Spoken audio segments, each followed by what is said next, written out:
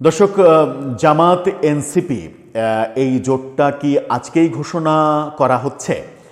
গতকালকে থেকে এই আলোচনাটা সামনে এসেছে এবং সমন্বয়ক আব্দুল কাদের তিনি ফেসবুক স্ট্যাটাসে নিশ্চিত করেছেন যে আজকে এই ঘোষণাটা আসবে, অর্থাৎ জামাত এনসিপি জোট হচ্ছে, সেই ঘোষণাটা আসবে। কি কি শর্তে জোট হচ্ছে, কি কি কন্ডিশন আছে, হঠাৎ করে এনসিপি কেন জামাতের সঙ্গে জোট করছে এবং এই জোটের ফলে ইসলামী দলগুলোর যে জোটের প্রক্রিয়া ছিল সেই প্রক্রিয়াতে যে একটা বড় ভাঙন ধরল, সেই ভাঙন মেনে নিয়েই কি জামাত এনসিপির সঙ্গে জোট করছে? তাতে করে কি জামাতের লাভ হবে নাকি জামাত বরং তুলনামূলকভাবে ক্ষতিগ্রস্ত হবে? এনসিপি জামাতের জোটে যাওয়ার ফলে জামাত কি এনসিপিকে সত্যি সত্যি টাকা দিচ্ছে আব্দুল কাদেরের ভাষ্যমতে? চলুন একটু আলোচনা করে বোঝার চেষ্টা করি আজকেই সেই ঘোষণাটা আসতে চলেছে কিনা। থাকবেন পলিটিক্স টিভির নিয়মিত আয়োজনে।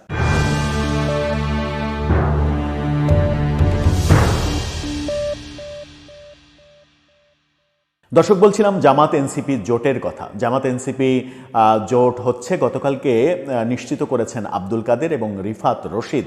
তারা দুজনই এনসিপির সঙ্গে কানেক্টেড এবং আব্দুল কাদের তো এনসিপির ছাত্র সংগঠন বাগসাসের, যেটা নাম পরিবর্তন হয়েছে ছাত্রশক্তি হয়েছে, সেটার প্রধান নেতাও ছিলেন। সেই আব্দুল কাদেরের সঙ্গে এনসিপির একটা দূরত্ব তৈরি হয়েছে। রিফাত রশিদের সঙ্গেও এনসিপির দূরত্ব কিছুটা মনে হচ্ছে, কারণ এই দুজনকে কেন যেন মনে হচ্ছে যে এই দুজন আসিফ মাহমুদ সজীব ভুঁইয়া এবং মাহফুজ আলম ভক্ত, যার কারণে এনসিপির সঙ্গে একটা দূরত্ব তৈরি হয়েছে। তাহলে জামাতের সঙ্গে যদি এনসিপির জোট হয়ে যায়, তবে কি আসিফ মাহমুদ সজীব ভুঁইয়া এবং মাহফুজ আলম এই দুজনকে নিয়ে আমরা আজকালের মধ্যে একটা উল্টো চমক দেখব? চমকটা কি এরকম যে এই দুজন বিএনপিতে যোগ দেবেন, বিএনপিতে যোগ দিয়ে তারা বিএনপির ধানের শীষে ভোট করতে চলেছেন? আসিফ মাহমুদ তো ঢাকা 10-এ নির্বাচন করবেন, বিভিন্ন শোডাউন টোডাউন করেছেন। মাহফুজ আলম নির্বাচন নিয়ে পদত্যাগের পর থেকে কোনো কথা বলেনি। সেই যে 10 তারিখে পদত্যাগ করেছেন, এখন পর্যন্ত কিন্তু মাহফুজ আলম নির্বাচন নিয়ে কোনো কথা বলেননি। 26 তারিখ হয়ে গেল, 16 দিনের মাথা পর্যন্ত এখন পর্যন্ত আমরা মাহফুজ আলমের নির্বাচন নিয়ে একটি কথাও শুনিনি। তিনি চুপ আছেন এবং তিনি ওই সময় পদত্যাগ করার পরে বলেছিলেন যে তার কিছুটা সময় দরকার, তিনি এই ব্যাপারটা বুঝে উঠতে চান।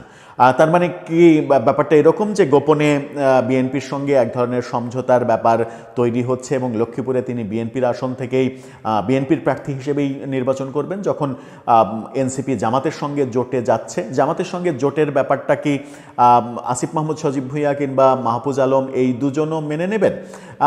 অনেক দিন থেকেই আসিফ মাহমুদ সজীব ভুঁইয়াকে নিয়ে রাজনৈতিক মতাদর্শের ব্যাপারটা খুব একটা ক্লিয়ার না হলেও মাহফুজ আলম ব্যাপারে এক ধরনের ধোঁয়াশা ধূম্রজাল রয়েছে। কখনো কেউ বলেছেন যে তিনি ইসলামপন্থী দলগুলোর একজন প্রতিনিধি হয়ে সরকারে রয়েছেন এবং শেখ হাসিনা বিরোধী যে আন্দোলন, সেই আন্দোলনেরও একটা ব্যাকগ্রাউন্ডের বড় ফিগার ছিলেন তিনি ইসলামপন্থী দলগুলোর মানে নেতা হিসেবে।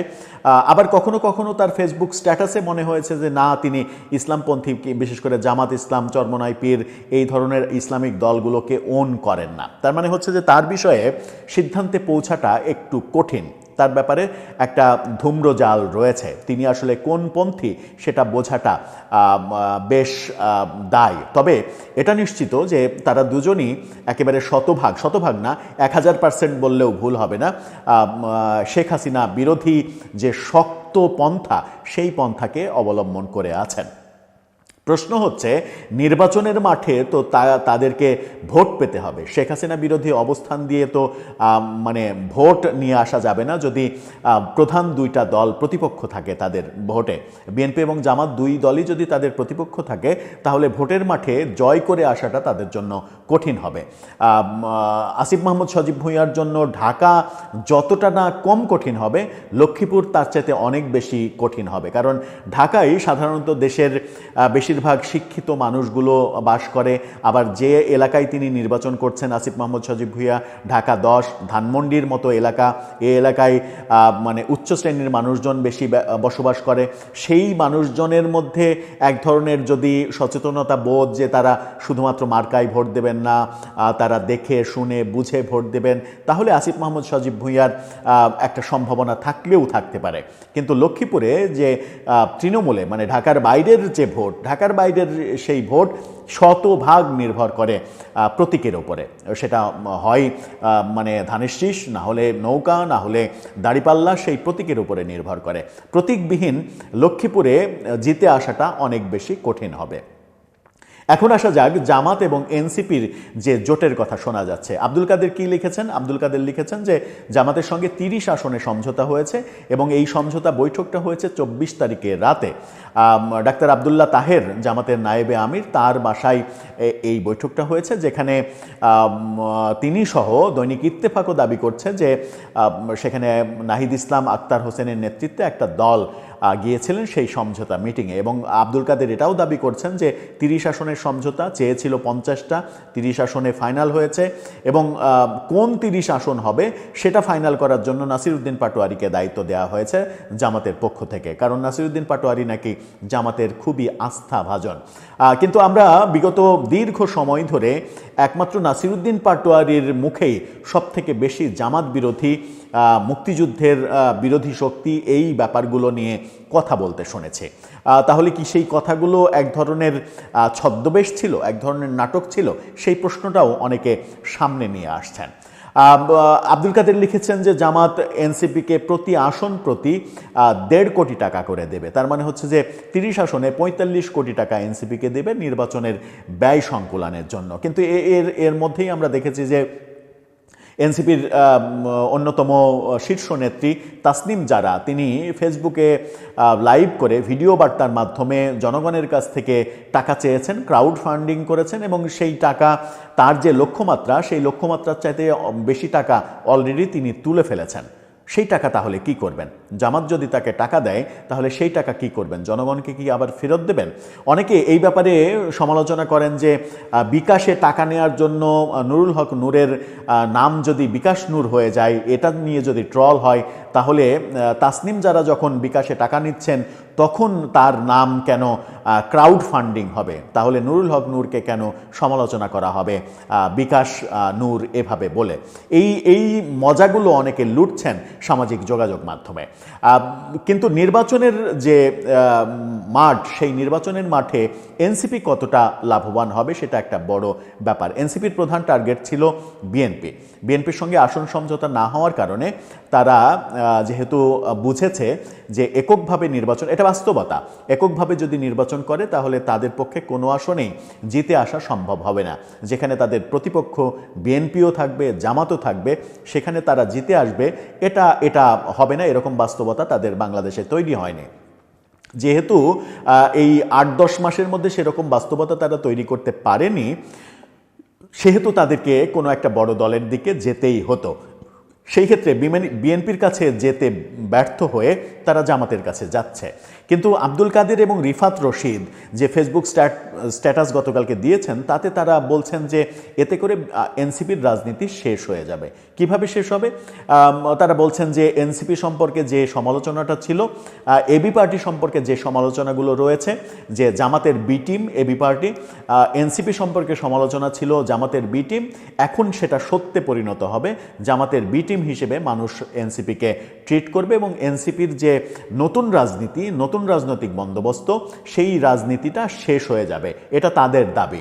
এবং তারা একটা দক্ষিণপন্থা দল হিসেবে তাদের মানে সাইনবোর্ড টাঙিয়ে ফেলবে যে এনসিপি মূলত মধ্যপন্থার দল না, তারা মূলত দক্ষিণপন্থার দল, তারা জামাতেরই বি টিম। এবং যে শেখ হাসিনা বিরোধী যে আন্দোলন হয়েছিল, সেই আন্দোলনে তাদেরকে মূলত সামনে দেওয়া হয়েছিল নন পলিটিক্যাল ফিগার হিসেবে, তারা আসলে জামাতেরই লোক। এই আলোচনাগুলো কিন্তু বিভিন্ন পক্ষ বিভিন্ন সময় করে থাকেন।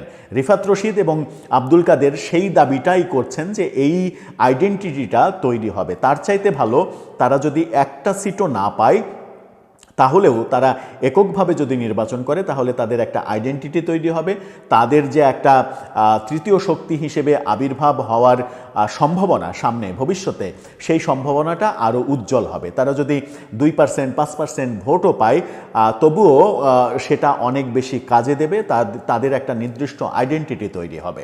আবার এনসিপি যদি সত্যি সত্যি জামাতের জোটে যায় তাহলে অন্যদিকে আমরা গতকালকেই দেখেছি যে চরমোনাই পীর এবং মামুনুল হকের দলের সঙ্গে জামাতের ভাঙন শুরু হয়েছে, অর্থাৎ তাদের যে 8 দলীয় জোট সেই 8 দলীয় জোটে একটা ভাঙন দেখা যাচ্ছে, সেটাও ওই আসন সমঝোতা না হওয়ার কারণে।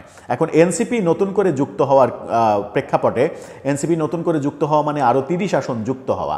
এনসিপিকে 30 আসন দিতে হলে চরমোনাই পীর কিংবা মামুনুল হকের দলকে আরও কম আসন দিতে হবে জামাতকে। প্রেক্ষাপটটা এরকম, তাহলে এটাই বোঝা যাচ্ছে যে চরমোনাই পীর এবং মামুনুল হককে ত্যাগ করে জামাত এনসিপিকে কাছে পেতে চাইছে, তাতে করে তারা মনে করছে যে তাদের এটাতে লাভ। 30 আসন জামাত এনসিপিকে ছাড়বে, বাকি 270 আসনে এনসিপি কোনো প্রার্থী দেবে না। কিন্তু এরই মাঝে আমরা দেখেছি এনসিপি ঘটা করে মনোনয়ন ফর্ম বিক্রি করেছে এবং একটা ফর্মের দাম নিয়েছে 10,000 টাকা। সেটা নিয়েও প্রশ্ন উঠেছে যে তারা যারা সারা দেশ থেকে মনোনয়ন ফর্ম কিনলো, এই 30 জনের বাইরে যারা থাকবে তাদের কি হবে, তাদের স্বপ্নের কি হবে, তাদের প্রত্যাশার কি হবে, কিংবা তাদের কাছ থেকে যে মনোনয়ন ফর্ম বিতরণ করে টাকা নেওয়া হলো সেই টাকা কি হবে, তাদেরকে ফেরত দেওয়া হবে? এই প্রশ্নগুলো, অনেক প্রশ্ন ঘুরে ফিরে আসছে এবং এই প্রশ্নগুলো খুবই গুরুত্বপূর্ণ প্রশ্ন হচ্ছে। এখন আমাদের পক্ষ থেকে দর্শক আপনার কাছে প্রশ্ন যে এনসিপি যদি জামাতের সঙ্গে জোট করে তাতে কি এনসিপির লাভ নাকি ক্ষতি? এনসিপি কি দক্ষিণপন্থা দল হিসেবে নিজেদের সাইনবোর্ড পাকাপোক্ত করে ফেলবে, যেটা রিফাত রশিদ কিংবা আব্দুল কাদের বলছেন যে এতে এনসিপি ধ্বংস হয়ে যাবে, এনসিপির রাজনীতি অর্থাৎ তরুণ রাজনীতির যে স্বপ্ন সেই স্বপ্ন শেষ হয়ে যাবে? আপনিও কি তাই মনে করেন যে এতে তাদের ক্ষতি হবে? নাকি এনসিপি জামাতের সঙ্গে জোট করলে বরং যদি তারা 2-4টা আসন পেয়ে সংসদে যেতে পারে তাহলে তাদের লাভ হবে? এই প্রশ্নটা কিন্তু আসে। আবার আব্দুল কাদের কিন্তু এটাও দাবি করছেন যে তাদের সমঝোতার একটা বড় দিক হচ্ছে পশ্চিমারা জামাতকে সংসদে ক্ষমতায় প্রধানমন্ত্রী হিসেবে কিংবা বিরোধী দলীয় নেতা হিসেবে দেখতে চান না। সেই ক্ষেত্রে আগামীর প্রধানমন্ত্রীকে তাহলে নাহিদ ইসলাম, যেটা আব্দুল কাদেরের ভাষ্য, যে যদি তারা ক্ষমতায় যাওয়ার মতো সিট পায়, যদি ক্ষমতায় যায় তাহলে প্রধানমন্ত্রী হবেন নাহিদ ইসলাম, ডাক্তার শফিকুর রহমান প্রধানমন্ত্রী হবেন না, নাহিদ ইসলাম প্রধানমন্ত্রী হবেন। কিন্তু জামাত কি এত বড় ছাড় দেবে নাহিদ ইসলামকে প্রধানমন্ত্রী করে তারা ক্ষমতার অংশীদার হবে, মূল ক্ষমতা এনসিপিকে দিয়ে দেবে? এটা একটা বড় প্রশ্ন। যদি বিরোধী দলে যায় তাহলে বিরোধী দলের নেতা নাহিদ ইসলাম হবে, এমন সমঝোতা নাকি হয়েছে। কিন্তু আমার কেন যেন মনে হয় না যে জামাত এত বড় ছাড় দেবে, কারণ জামাতের কল্যাণ, তারা যদি তাদের জোট যদি ক্ষমতায় যেতে পারে সেটা জামাতের কল্যাণেই, জামাতেরই তো সব থেকে বেশি ভোট তাদের জোটের দলগুলোর মধ্যে, তো তারা বেশি ভোট পেয়ে এত বড় স্যাক্রিফাইস করবে, নাহিদ ইসলামকে প্রধানমন্ত্রী বানাবে কিংবা বিরোধী দলীয় নেতা বানাবে? এটা কেন? এই সমঝোতা কেন? কি কারণে এই সমঝোতা হবে? নাকি এই সমঝোতা আব্দুল কাদের যেটা বলছেন এই সমঝোতাটা মূলত, এই প্রসঙ্গটা সামনে আসা মূলত এক ধরনের আইওয়াশ এবং পশ্চিমাদের কাছে একটা মেসেজ পাঠানো যে ঠিক আছে আমরা ওইভাবেই চাই, তবুও আপনারা আমাদের বিরুদ্ধে কোনো সিদ্ধান্তে যাবেন না? এই প্রশ্নগুলো আসছে। মানে তাহলে কি আমরা ধরে নেব যে আগামী নির্বাচনে যদি বিএনপি ব্যর্থ হয় তাহলে আগামীর প্রধানমন্ত্রী নাহিদ ইসলাম? মাত্র সেদিন তার ছাত্রত্ব শেষ হলো, মাত্র সেদিন তিনি সরকারের উপদেষ্টা হলেন, এক ধরনের ক্ষমতা উপভোগ করার অভিজ্ঞতা তার আছে। সেই উপদেষ্টার 1 বছর কিংবা 1.5 বছর, 1 বছর মতো উপদেষ্টার সময়কাল পার করে তিনি 1 বছর তো না, মানে মাত্র কয়েক মাস উপদেষ্টা হিসেবে দায়িত্ব পালন করেছেন। ফেব্রুয়ারির 25 তারিখের দিকেই সম্ভবত তিনি পদত্যাগ করলেন। সেই সময়টার থেকে একেবারে উপদেষ্টা থেকে সরাসরি প্রধানমন্ত্রী, ব্যাপারটা কেমন যেন মনে হচ্ছে। নাকি এরকমটাও হতে পারে যে রিফাত রশিদ কিংবা আব্দুল কাদের, যেহেতু এনসিপির নেতাদের সঙ্গে তাদের এক ধরনের ক্ল্যাশ চলছে, তারা মূলত এনসিপিকে বিতর্কিত করতে চাচ্ছে। এনসিপিকে বিতর্কিত করা, যেন এনসিপির যে ইমেজ, সেই ইমেজটা নষ্ট হয়ে যায়, তাতে করে তাদের যে প্রত্যাশা, সেই প্রত্যাশা যেন পূরণ হয় এবং এনসিপি যেন একসময় বাধ্য হয় তাদেরকে সরি বলে তাদেরকে আবার নিজেদের কাছে নিতে। সেরকমটা কি হতে পারে? অনেক কিছুই হতে পারে। এনসিপিকে জোটে নেওয়ার ফলে ইসলামী ঐক্যের যদি একটা বড় ফাটল ধরে, সেটা একটা বড় ব্যাপার। আবার এনসিপি যদি জামাতের সঙ্গে জোট করে, সেই ক্ষেত্রে যদি হেফাজত ইসলাম এনসিপিকে সাপোর্ট না করে, হেফাজতের সাপোর্ট কিন্তু অনেক বড় সাপোর্ট ছিল গত বছর যে আন্দোলন, শেখ হাসিনা বিরোধী আন্দোলন, সেই আন্দোলনে মাদ্রাসার ছাত্র কওমি সাইডে অনেক বড় একটা সমর্থন ছিল, হেল্প ছিল, এবং আন্দোলনের সব থেকে বড় শক্তি অনেকে মনে করেন যে এই কওমি শিক্ষার্থীরা সব থেকে বড়, মানে গ্যাদারিংয়ের শক্তি হিসেবে হলেও সব থেকে বড় শক্তি ছিল। সেই ক্ষেত্রে কি হেফাজতের সমর্থনও তারা হারিয়ে ফেলবে? হেফাজত যদি তাদের ওপর থেকে সমর্থন তুলে নেয়, তাহলে তাদের জন্য কি আরও বেশি কঠিন হয়ে যাবে না সামনের পথটা? সব মিলিয়ে একটা খুবই গুরুত্বপূর্ণ দিন সম্ভবত আজকে কিংবা কালকে। আজকে ব্যাপারটা পরিষ্কার হবে, খোলাসা হবে, ঘোষণা হবে, এরকম কথা যখন জানিয়েছেন আব্দুল কাদের, তখন আমাদের অপেক্ষা করতে হবে যে কি চমক আমাদের জন্য অপেক্ষা করছে, বিশেষ করে এই দুই দল, কিংবা যখন এনসিপি যখন জামাতের সঙ্গে যোগ দেবে, তখন নিশ্চিত করেই তাদের সঙ্গে থাকা যে 3 দলীয় জোট, এবি পার্টি এবং রাষ্ট্র সংস্কার আন্দোলন, তাদেরকে নিয়েই যোগ দেবে, এটাও একটা নিশ্চিত তথ্য। সেই ক্ষেত্রে এনসিপিকে 30টা আসন দিলে এবি পার্টিকে আরও 2টা আসন দিতে হবে, রাষ্ট্র সংস্কার আন্দোলনকে আরও 1-2টা আসন দিতে হবে। সুতরাং জামাতের অনেকগুলো আসন ছাড়তে হবে। দেখা যাক কি হয়, কারণ রাজনীতিতে শেষ কথা বলে কিছু নেই। রাজনীতিতে অনেক কিছু হতে পারে, হয়তো এখনো অনেক কিছু হতে বাকি আছে। দর্শক, আপনার ভাবনা কি এ ব্যাপারে জানিয়ে লিখতে পারেন আমাদের কমেন্ট বক্সে।